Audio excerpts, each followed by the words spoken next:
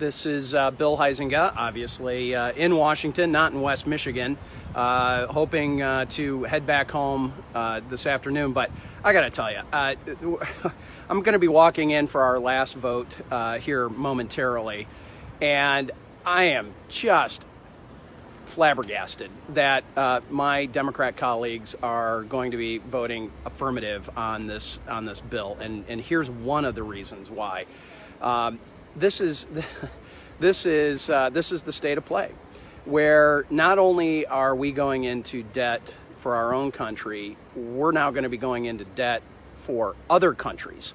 And I'm gonna. And this is kind of a little awkward, but I'm gonna read a statement that I had intended to read on the House floor, but the Democrat majority limited our time this morning of 1 minute, and so I wasn't able to get that done.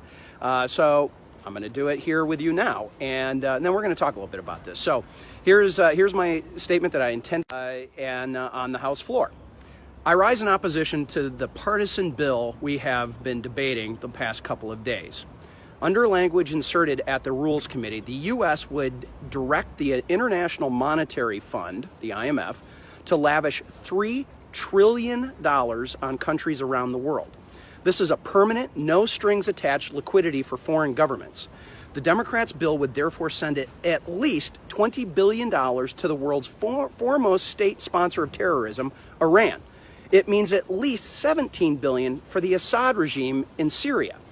There's also more than $170 billion for the Chinese Communist Party as it takes over Hong Kong and builds internment camps, and another $75 billion for Russia.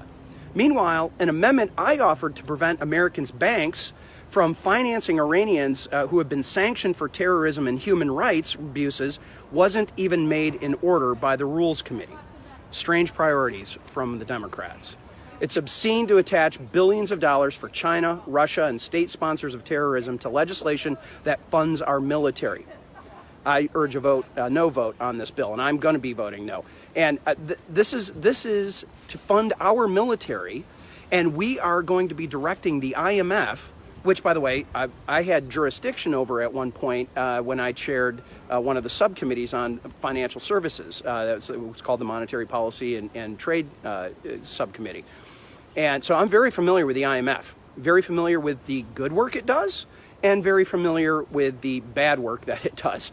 And I'm telling you, directing them to go spend $3 trillion on countries like China and Syria and Russia is lunacy. It's completely nuts.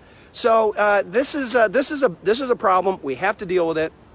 I hope the Senate. I don't have great expectations out of Michigan's two senators, but I'm hoping that someone in the Senate realizes how foolish this is and what we would be doing if we moved ahead with this. And so again, no hearing in the committee. It got inserted in at the Rules Committee. My amendment that wouldn't allow American banks and therefore our deposits as American taxpayers be used to fund Iranian terrorists was rejected. They wouldn't even take up my amendment. Yet they slid in a directive for $3 trillion. It feels like a jillion. $3 trillion of support for countries around the world when we can't even get an agreement here in the House and the Senate about what we're going to do with the extension of unemployment or any of the other spending that we're doing. So anyway, time to take a breath. But I just hope that I just hope that cooler heads prevail over in the Senate, and that they do not go in this direction. So, well, I'm getting ready to, sorry, it just dropped. I'm getting ready to walk on the House floor with my Zealand-made Primera Plastics face shield. My friend Noel Cuellar and his great team over there pivoted from making automotive parts to face shields. And so I'm wearing that on the House floor. But so, hey, everybody, I hope you have a good weekend. Enjoy a little time out in West Michigan, but just keep praying for our country, keep praying for our government, because we need it. We'll talk to you soon.